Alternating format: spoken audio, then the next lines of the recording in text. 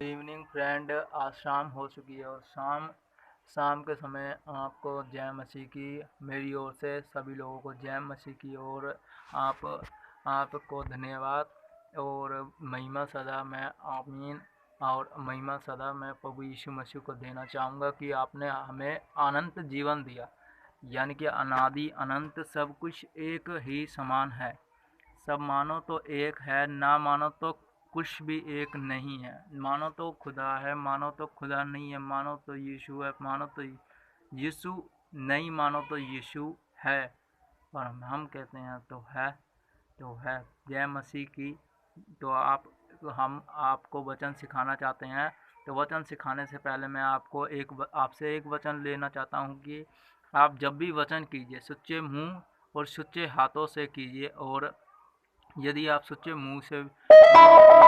हाथों से प्रार्थना करते हो तो प्रभु सच्चे हाथ और सच्चे हृदय से और सच्चे मन से प्रार्थना कीजिए। प्रभु को पुकारने से पहले अपने दिल है आपका जहाँ पर वहाँ पर हाथ रखे कीजिए कि आप हो कौन, आपके अंदर कौन है जो आपको कंट्रोल कर रहा है।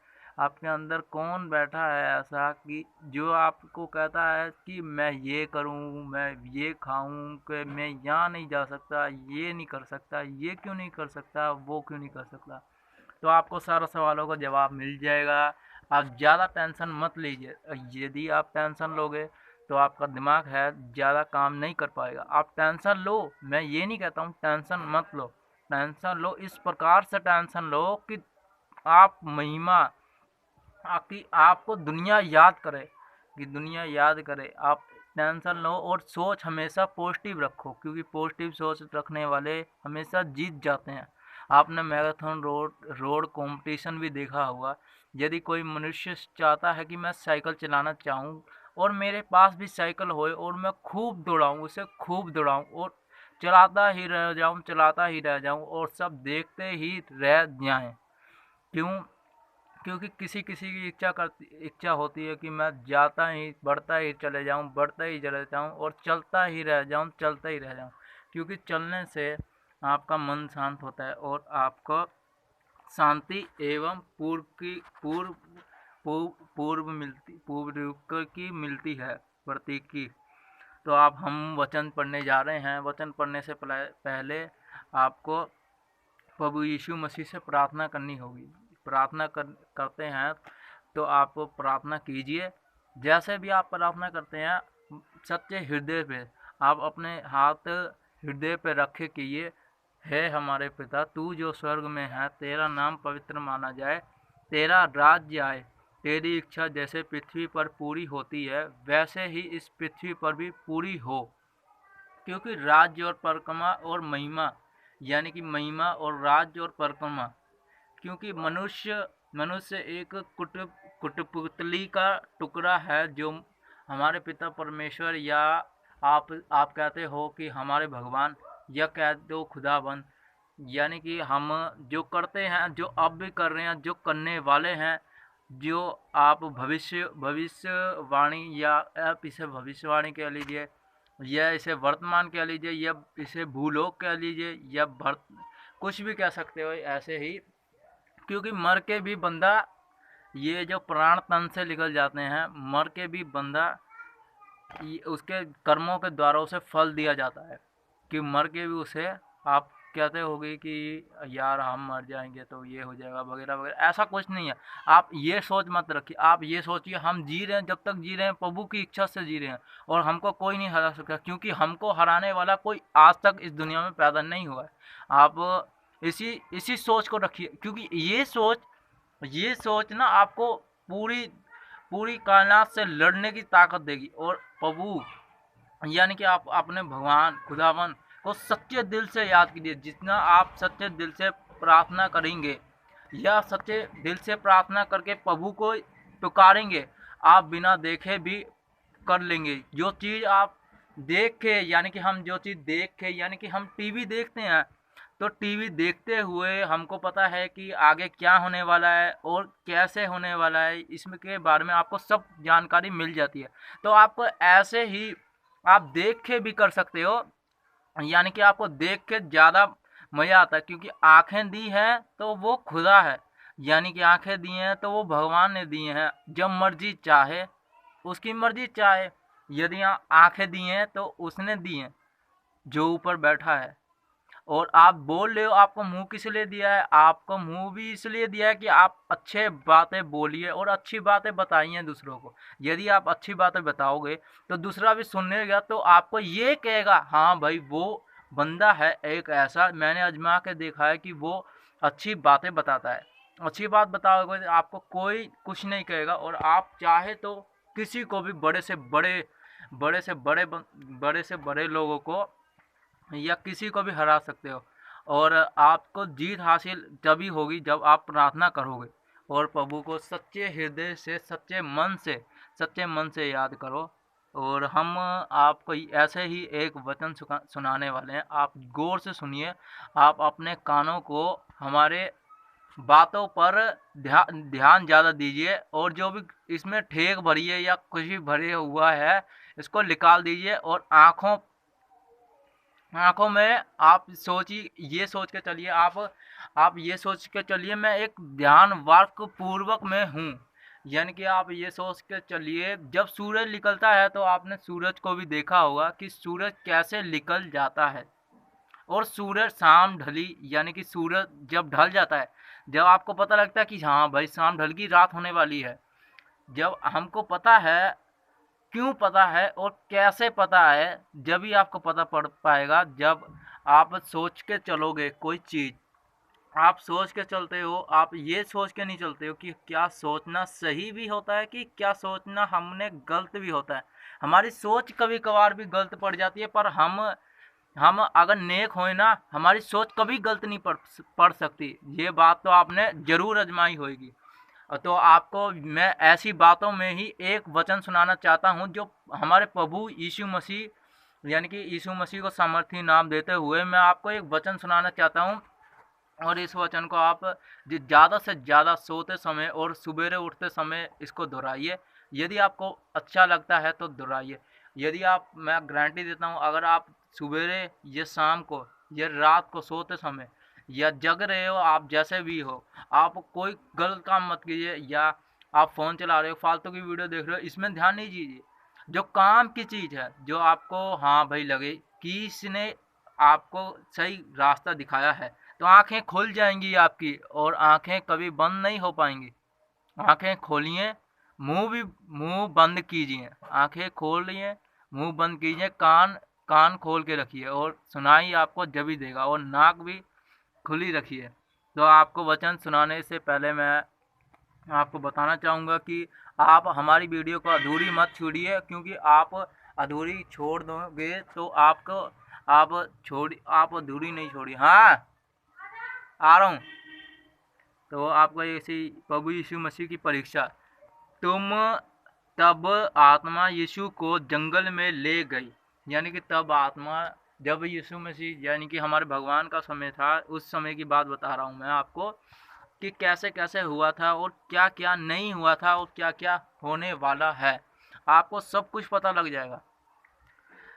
और ले गई कि शैतान द्वारा उसकी परीक्षा हो, यानी कि शैतान द्वारा उसकी परीक्षा हो, जब वह 40 दिन और 40 रात उपवास कर चुका रहा, और भूख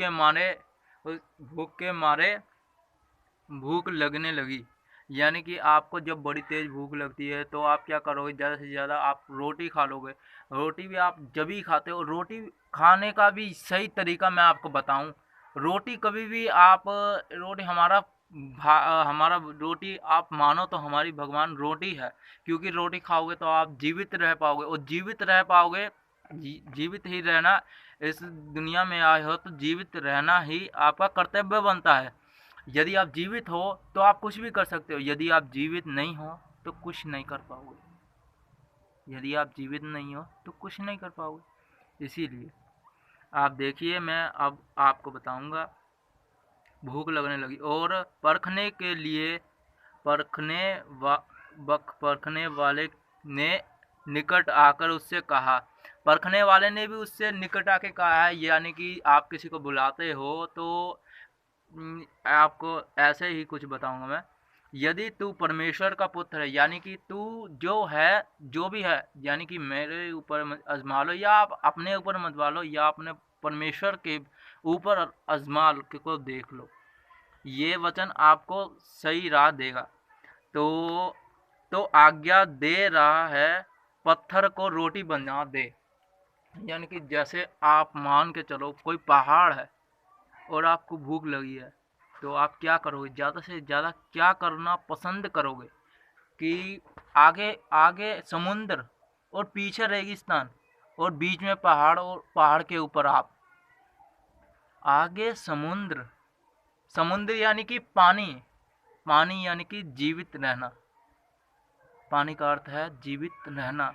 पानी को माना जाए तो अमृत होता है।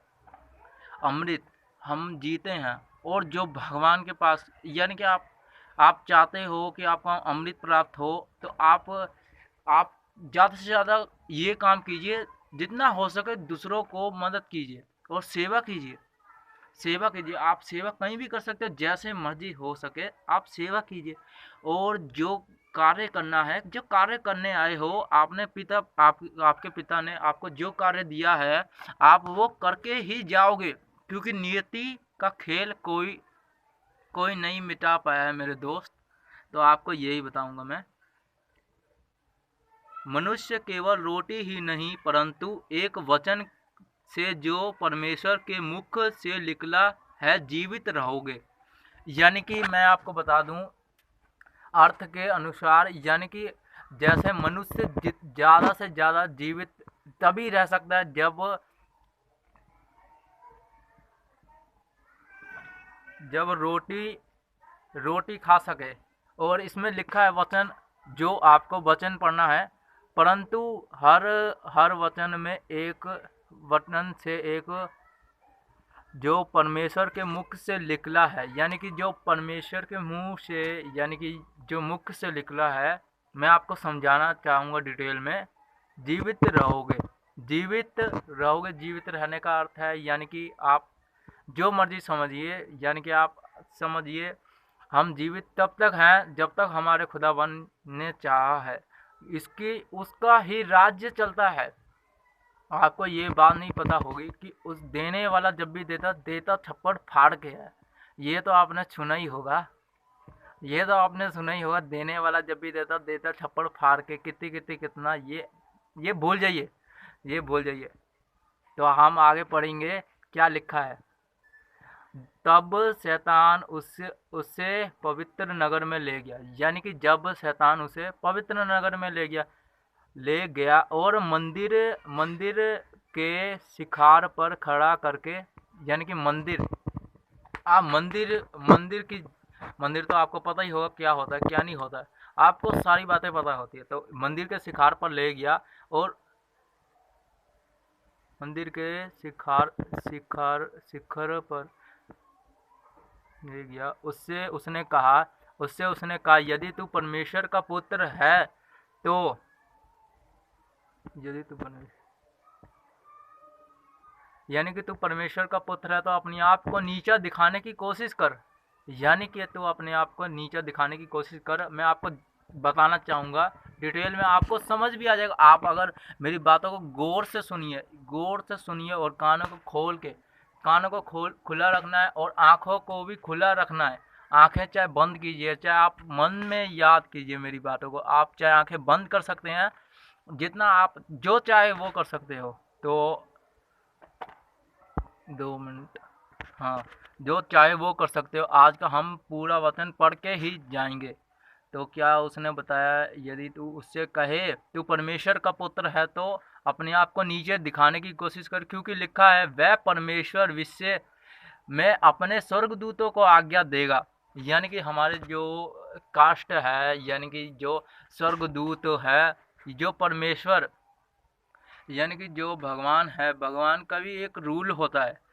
आपको ये नहीं पता होगा कि भगवान हमको ये दे दे, भगवान हमको वो दे दे, कि आज हमारे पास ये नहीं है, कि आज हमारे पास खाने के लिए नहीं है, आज हमारे पास वो नहीं है। तो आपको ये नहीं करना है, क्योंकि भगवान भी नियमों के बंधन में बंधे हुए हैं, और नियति के चक्कर में, भगवान भी बंधे हुए हैं। जो आप चाहो वो कर सकते हो, पर आप खुद करना सीखिए। आप खुद करना सीखिए। प्रभु ये नहीं कहता है कि आप मुझसे मांगो ना। प्रभु ये कहता है कि आप दूसरों से सीखिए कि वो मनुष्य क्या कह रहा है, कि एक एक बात को आप रिकॉर्ड कीजिए कि वो कैसे कर सकता है और मैं क्यों नहीं कर सकता। मेरे अंदर क्या नई चीज़ है, ऐसी कौन सी चीज़ नहीं है मेरे अंदर जो मैं नहीं कर सकता हूँ। आप मैं यानी कि मुझ में जो पावरफुल एनर्जी है उसको जागृत कीजिए और ध्यान पूर्वक ये आप ये अगर योगा कर सकते हो तो योगा कीजिए। योगा करने से आपका शरीर भी स्वस्थ रहेगा। वो बातें छोड़िए, अब मैं आपको बताऊंगा आगे क्या हुआ। यीशु ने कहा, स्वर्गदूतों को आज्ञा दी और वह तुझे हाथ हाथों हाथ लगे लगे, कहीं ऐसा ना हो कि तेरे पैरों में पत्थर में ठेस लगे।